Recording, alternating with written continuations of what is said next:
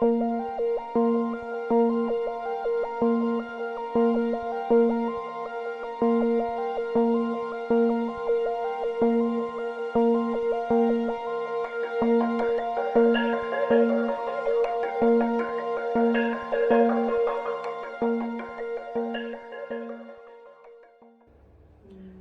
forgot your question. Okay.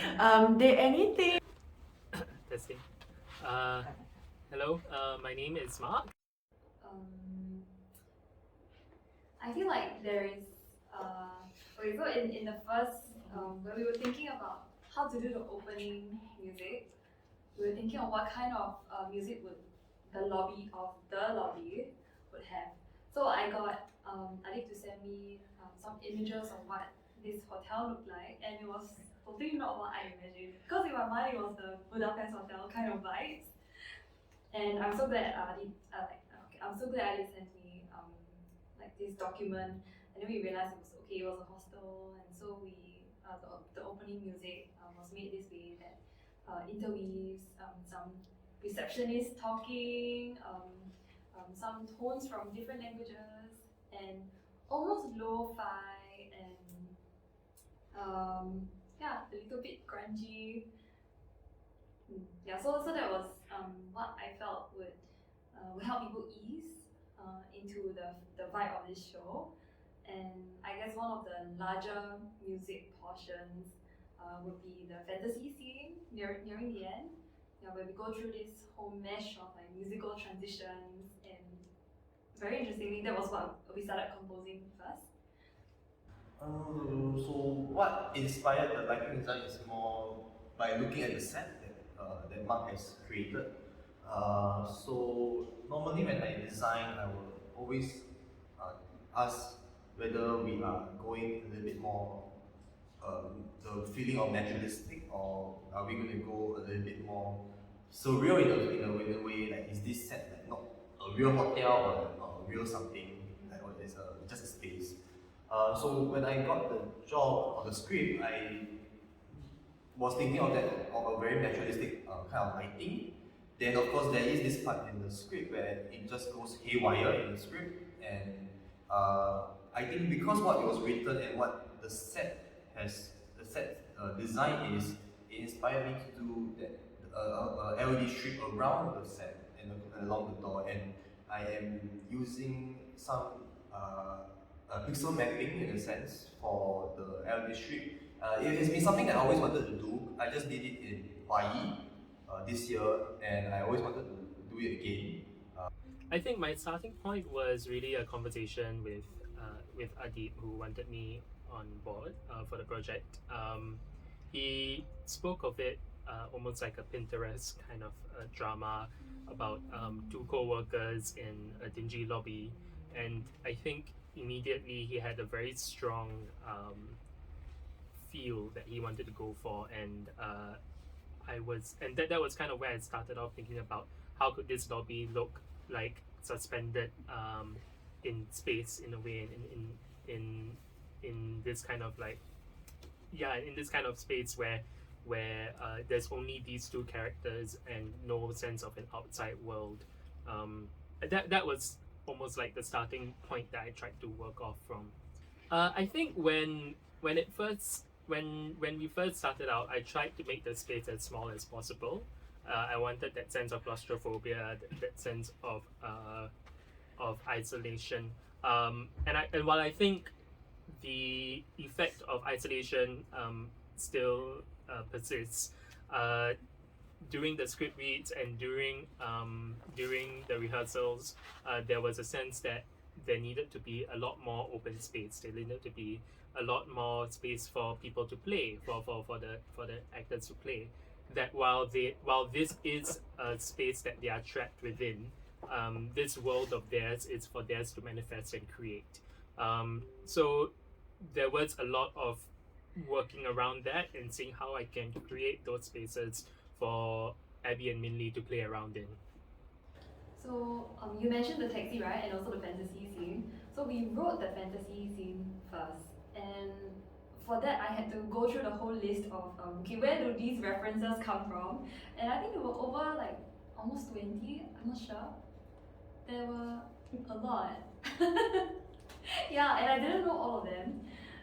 Yeah, so after going through all of that, thinking about how they would, mesh into each other, because they came in like different rhythms, different type of orchestration and like music textures.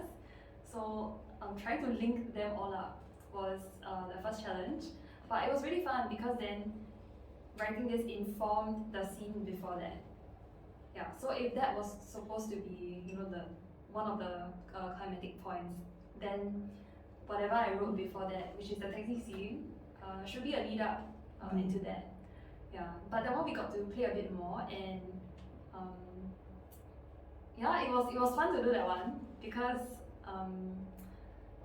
after watching the rehearsals, you guys were taking us on almost like a prelude.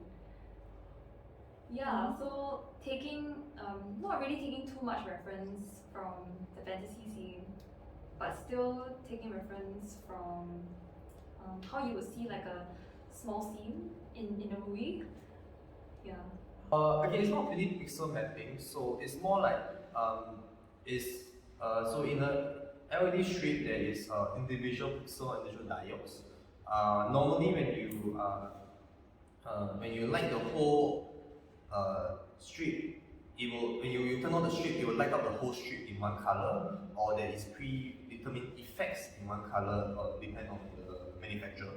But just that this time, what the system that I'm going for is that it is using an SPI decoder, which actually decodes every pixel and each color.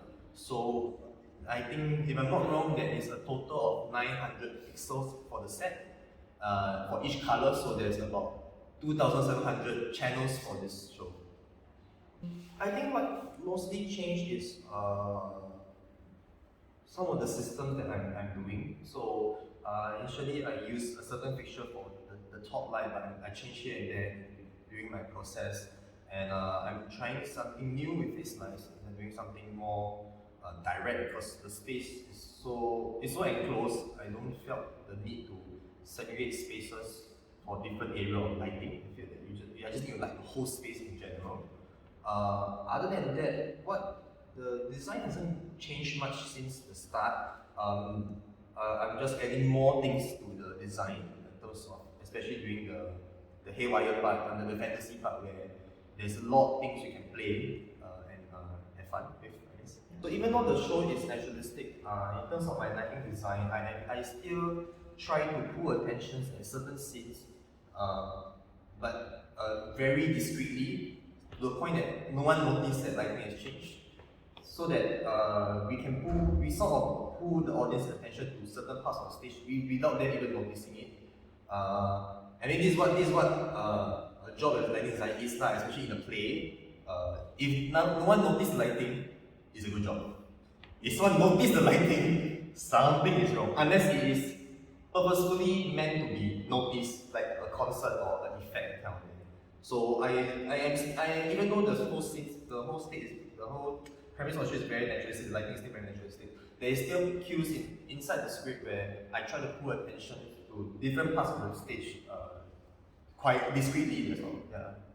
So I think previous drafts also kind of changed with the space as well, with us moving from different black boxes here and there and trying to make use of different things like the existing cargo doors that are already in the space, or the existing side doors that would be in let's say the Goodman Art Center black box, and we were trying to create